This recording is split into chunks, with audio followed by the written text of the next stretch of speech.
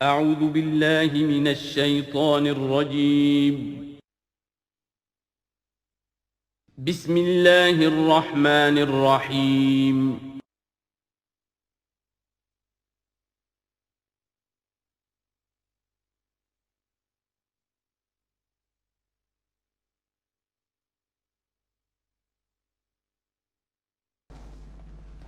وَإِن كُنتُمْ عَلَىٰ سَفَرٍ، اور اگر تم سفر پر ہو، وَلَمْ تَجِدُوا كَاتِبًا، اب وہاں کوئی لین دین کا معاملہ ہو گیا، قرض کا ہو گیا، کاتب کوئی ہے نہیں، فَرِحَانٌ مَقْبُوضَةٌ، تو کوئی گروی شے رکھ لو قبضے میں، فلاں شے آپ کے قبضے میں رہے گی، آپ اتنے پیسے مجھے دے دیجئے، میں جب یہ واپس کر دوں گا اپنی چیزیں آپ میری چیز مجھے لوٹا دیجئے، یہ رہن ہے مقبوضہ۔ لیکن رہن سے کوئی فائدہ اٹھانے کی اجازت نہیں، وہ سود ہو جائے گا۔ اگر مکان رہن رکھا گیا ہے، قبضہ تو ہوگا اس کا، لیکن یہ کہ وہ اس کا کرایہ نہیں لے سکتا، کرایہ مالک کو جائے گا، اس سے کوئی استفادہ نہیں کر سکتا اس مال سے۔ رہان مقبوضہ۔ فَإِنْ أَمِنَ بَعْضُكُمْ بَعْضًا، پھر اگر کوئی شخص اب اطمینان کرتا ہے اور اعتبار کرتا ہے تم میں سے بعض کسی بعض کا، فَلْيُؤَدِّ الَّذِي اؤْتُمِنَ أَمَانَتَهُ، تو اب چاہیے اس شخص کو کہ جس کے اوپر یہ امانت آئی ہے، اگرچہ اس کے پاس رہن دینے کو کچھ نہیں تھا، یا یہ کہ دوسرے بھائی نے اس پر اعتماد کیا اور اس کی وجہ سے کوئی شے رہن نہیں لی، تو اب اس سے کوئی غلط فائدہ نہ اٹھائے، وہ گویا کہ اس کے پاس جو اس نے قرض لیا امانت ہے، اس کے پاس وہ امین بنایا گیا ہے۔ فَلْيُؤَدِّ الَّذِي اؤْتُمِنَ أَمَانَتَهُ، کہ اپنی امانت واپس لوٹائے، وَلْيَتَّقِ اللَّهَ رَبَّهُ، اور ڈرے اللہ سے جو اس کا رب ہے۔ وَلَا تَكْتُمُوا الشَّهَادَةَ، اور دیکھو گواہی کو چھپایا نہ کرو، وَمَن يَكْتُمْهَا فَإِنَّهُ آثِمٌ قَلْبُهُ، اور جو کوئی گواہی کو چھپائے گا تو اس کا دل گناہ میں مبتلا ہو جائے گا، دل داغدار ہو گیا تو رہ کیا گیا۔ وَاللَّهُ بِمَا تَعْمَلُونَ عَلِيمٌ، اور جو کچھ تم کر رہے ہو اللہ اسے جانتا ہے۔ اللہ کے فضل و کرم سے آخری رکوع پر ہم پہنچ گئے، اور یہ بڑا ایک یوں سمجھئے 3 آیتوں پر مشتمل رکوع ہے، جیسے کہ وہ رکوع جو ہم نے پڑھا تھا جس میں آیت الکرسی 4 آیتیں ہیں، وہ اور یوں کہا جا سکتا ہے کہ یہ 2 رکوع ایک دوسرے کے بالکل بالمقابل ہیں اپنی عظمت میں اور مقام میں۔ آیت الکرسی کی جگہ یہاں ایک دعا کی آیت ہے، جامع ترین دعا جو آئے گی آخری آیت میں، للہ ما فی السماوات و ما فی الارض۔ اکثر و بیشتر آپ دیکھیں گے سورتوں کے اختتام پر یہ الفاظ پھر آتے ہیں، اللہ ہی کا ہے جو کچھ بھی ہے آسمانوں اور زمین میں۔ وَإِن تُبْدُوا مَا فِي أَنفُسِكُمْ أَوْ تُخْفُوهُ، اور جو کچھ تمہارے دلوں میں ہے خواہ تم اسے ظاہر کرو خواہ چھپاؤ، يُحَاسِبْكُم بِهِ اللَّهُ، اللہ تم سے محاسبہ کر لے گا، تمہاری نیتیں اس کے علم میں ہیں۔ إِنَّ اللَّهَ لَا يَنظُرُ إِلَىٰ صُوَرِكُمْ وَلَا إِلَىٰ أَمْوَالِكُمْ وَلَٰكِنْ يَنظُرُ إِلَىٰ قُلُوبِكُمْ وَأَعْمَالِكُمْ، اللہ تمہاری صورتوں کو نہیں دیکھتا، تمہارے مال و دولت کو نہیں دیکھتا، تمہارے دل کو دیکھتا ہے، تمہارے اعمال کو دیکھتا ہے۔ تو دل میں جو کچھ ہے خواہ کتنا ہی چھپا لو، اللہ کے محاسبے سے نہیں بچو گے۔ فَيَغْفِرُ لِمَن يَشَاءُ وَيُعَذِّبُ مَن يَشَاءُ، پھر وہ بخش دے گا جس کو چاہے گا اور عذاب دے گا جس کو چاہے گا۔ اختیار مطلق اللہ کے ہاتھ میں ہے۔ ہمارے ہاں اہل سنت کا عقیدہ یہی ہے، اللہ پر لازم نہیں ہے کہ وہ نیکوکار کو اس کا جزا ضرور دے اور بدکار کو اس کی سزا ضرور دے، اللہ کرے گا ایسا، یہ دوسری بات ہے، لیکن اللہ کی شان اس سے بہت اعلیٰ اور عرفہ ہے کہ اس پر کسی شے کو لازم قرار دیا جائے، اس کا اختیار مطلق ہے، مطلق ہے۔ یفعل اللہ ما یرید، یفعل اللہ ما یشاء۔ اہل تشیع کا کہنا یہ ہے کہ اللہ پر عدل واجب ہے، اہل سنت کہتے ہیں اللہ عدل کرے گا، جزا و سزا میں عدل ہوگا، یہ ہم مانتے ہیں، واقعہ ہے، لیکن ہم یہ نہیں کہتے کہ اللہ پر عدل واجب ہے، اللہ پر کوئی شے واجب نہیں، بلکہ اللہ نے تو کتب علی نفسہ الرحمہ، اپنے اوپر واجب کیا ہے رحمت کو۔ وجوب کا لفظ جو آتا ہے اللہ پر تو وہ تو رحمت کا ہے، کتب علی نفسہ الرحمہ، اللہ نے اپنی ذات کے اوپر واجب کر لیا رحمت کو۔ واللہ علی کل شیء قدیر، اور اللہ ہر چیز کی قدرت رکھتا ہے۔ آمن الرسول بما انزل الیہ من ربہ والمؤمنون، ایمان لائے رسول صلی اللہ علیہ وسلم اس چیز پر کہ جو نازل کی گئی ان کی جانب ان کے رب کی طرف سے۔ غور طلب بات ہے، یہ بڑا باریک نکتہ ہے۔ نبی پر جب وحی آئی ہے کیسے پہچان لیا کہ یہ بدروح نہیں ہے، یہ جبرائیل ہے؟ آخر کوئی اشتباہ بھی تو ہو سکتا تھا، پہلا تجربہ تھا۔ اس سے پہلے نہ آپ نے کہانت سیکھی، نہ آپ نے کوئی اور اس طرح کی نفسیاتی ایکسرسائزز کی۔ آپ تو کاروباری آدمی تھے، ایک بہت ہی بھرپور زندگی گزار رہے ہیں، اہل و عیال والے ہیں، کاروبار کر رہے ہیں، ہائی ایسٹ لیول کا کاروبار ہے۔ تو فطرت جو ہے وہ پہچانتی ہے، نبی کی فطرت وہ اتنی پاک اور صاف ہوتی ہے کہ اس کے اوپر کوئی بدروح کا کوئی اثر ہو ہی نہیں سکتا۔ بہرحال ہمارے لیے بڑی تسکین کی بات ہے کہ اللہ تعالیٰ نے رسول کے ایمان کے تذکرے کے ساتھ ہمارے ایمان کا تذکرہ کیا۔ آمن الرسول بما انزل الیہ من ربہ والمؤمنون، ایمان لائے رسول صلی اللہ علیہ وسلم اس چیز پر جو نازل کی گئی ان کی جانب ان کے رب کی طرف سے، اور ایمان لائے صاحب ایمان۔ اللہم ربنا اجعلنا منہم، اللہم ربنا اجعلنا منہم۔ کل آمن باللہ وملائکتہ وکتبہ ورسلہ، یہ دوسرا مقام ہے سورہ بقرہ کے اندر جس میں ایمان کے جو اجزاء ہیں ان کو گنا گیا ہے۔ کچھ یاد ہے آیت البر، لیس البر ان تولوا وجوہکم قبل المشرق والمغرب ولکن البر من آمن باللہ والیوم الآخر والملائکۃ والکتاب والنبیین۔ یہاں بھی اسی طرح ہے، کل آمن باللہ وملائکتہ وکتبہ ورسلہ لا نفرق بین احد من رسلہ۔ اور یہ تیسری مرتبہ بات آ گئی ہے کہ رسولوں کے درمیان کوئی تفریق نہیں کی جائے گی۔ کہاں؟ پہلے تو آیا تھا 16ویں رکوع میں، لا نفرق بین احد منہم ونحن له مسلمون، اور اس سے بھی پہلے آیا تھا والذین یؤمنون بما انزل الیک وما انزل من قبلک، وہ لوگ جو ایمان رکھتے ہیں اس پر بھی جو ہے نبی آپ پر نازل کیا گیا اور اس پر بھی جو آپ سے پہلے نازل کیا گیا۔ لا نفرق بین احد من رسلہ، ہم اس کے رسولوں میں سے کسی کے مابین کوئی تفریق نہیں کرتے۔ تفضیل اسی صورت میں ثابت ہے، تلک الرسل فضلنا بعضهم علی بعض منهم من کلم اللہ ورفع بعضهم درجات وقالوا سمعنا واطعنا، وہی بات کہ جو کہی گئی تھی جب ان سے کہا گیا تھا واسمعوا، کیا کہا تھا انہوں نے؟ سمعنا وعصینا، سمعنا واطعنا، وہ کہتے ہیں ہم نے سنا اور مانا۔ غفرانک ربنا، ہماری درخواست ہے پروردگار، تیری بخشش مانگتے ہیں۔ غفرانک، نون پر زبر ہے، مفعول ہے، نسألک غفرانک، اے اللہ ہم تجھ سے سوالی ہیں، تجھ سے طلب کرتے ہیں، درخواست کرتے ہیں تیری مغفرت کا۔ وإلیک المصیر، اور تیری ہی جانب لوٹ جانا ہے۔ یہاں پر وہ ایمان بالآخرہ بھی آ گیا جو یہاں اوپر نہیں آسان۔ آمن باللہ وملائکتہ وکتبہ ورسلہ، پھر رسولوں کے ضمن میں لا نفرق بین احد من رسلہ، لیکن اس کے بعد وإلیک المصیر، مغفرت اور اللہ کی طرف ہی لوٹ جانا ہے ہمارا، اس میں ایمان بالآخرہ آ گیا۔ اب آخری آیت، لا یکلف اللہ نفسا الا وسعها، اللہ تعالی نہیں ذمہ دار ٹھہرائے گا کسی جان کو مگر اس کی وسعت کے مطابق۔ یہ بہت بڑے فضل و کرم والی آیت ہے، جیسے میں نے کہا تھا میگنا کارٹا جو ہے انسانی حقوق کا، کہ اجیب دعوت الداع اذا دعان، جہاں بھی مجھے کوئی پکارے، جب پکارے میں اس کی پکار سنتا ہوں، قبول کرتا ہوں۔ ہاں فلیؤمنوا بی فلیستجیبوا لی، انہیں بھی چاہیے کہ میرا کہنا مانے۔ دو طرفہ بات چلے گی، یک طرفہ نہیں۔ میری مانو، اپنی منواؤ، تم دعائیں کرو گے ہم قبول کریں گے، تم ہماری بات نہیں مانتے پھر تمہاری دعا تمہارے منہ پر دے ماری جائے گی۔ کرتے رہو قنوت نازلہ 40 دن کے 80 دن پڑھتے رہو، ڈھاکہ تو بیٹھ ہی جائے گا، بیٹھ گئے۔ یہودیوں سے شکست تو ہو ہی جائے گی، ہو گئی۔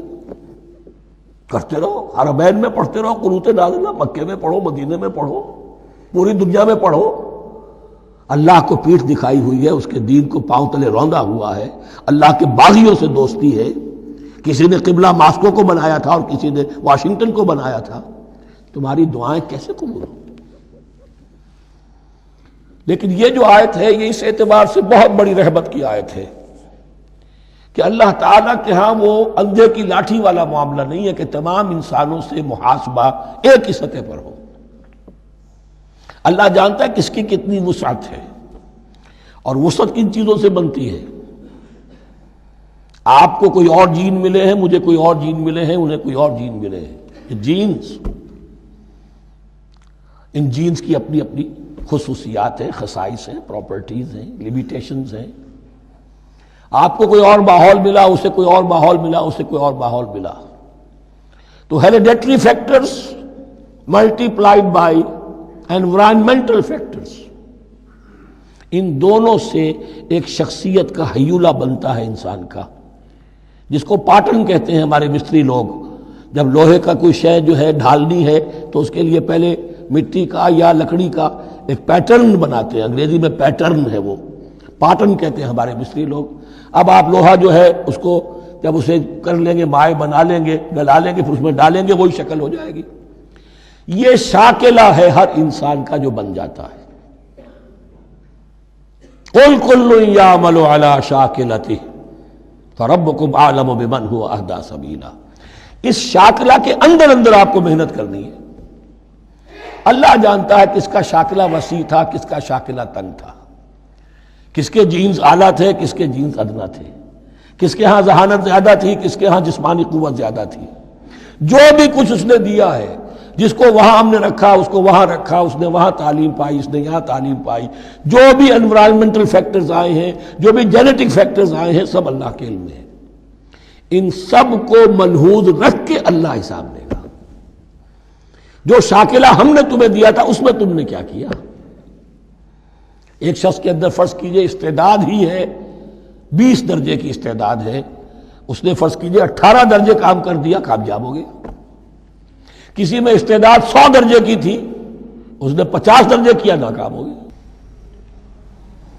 حالانکہ کمیت کے اعتبار سے 50 درجے زیادہ ہے 18 درجے سے، لیکن یہ 18 درجے کا کام وہ کر رہا ہے جس کے اندر استطاعت تھی ہی 20 کی، یا 18 ہی کی تھی، اس نے پوری کر دی۔ اور 50 درجے والا وہ جس کو اللہ نے دے رکھی تھی 1000 کی استطاعت، اس کا وہ 50 بیکار ہو گیا۔ تو اللہ تعالیٰ کا محاسبہ جو ہے انڈیویجول ہے، اس لیے فرمایا گیا کلہم آتی ہے یوم القیامت فردا، ان میں سب لوگ اس دن قیامت کے دن سب آئیں گے اکیلے اکیلے، تنہا تنہا، ہر ایک کا حساب ہوگا وہاں، اور ہر ایک کا حساب ہوگا لا یکلف اللہ نفسا الا وسعہا، اللہ ذمہ دار نہیں ٹھہرائے گا کسی بھی جان کو مگر اس کی وسعت کے مطابق۔ البتہ اس کا اب ایک ریورس ہے۔ ہوتا کیا ہے، ہم سمجھتے ہیں دنیا میں تو بھاگ دوڑ کر رہے ہیں، اور دین اجی ہمارے اندر تو استطاعت، دین کے کام کی صلاحیت ہی نہیں ہے۔ دنیا میں دیکھیں بڑے کامیاب تیزی کے ساتھ دوڑ رہے ہیں، کامیاب پر کامیاب، دین ہمارے اندر تو استطاعت نہیں ہے، استعداد ہی نہیں ہے، کیا کریں؟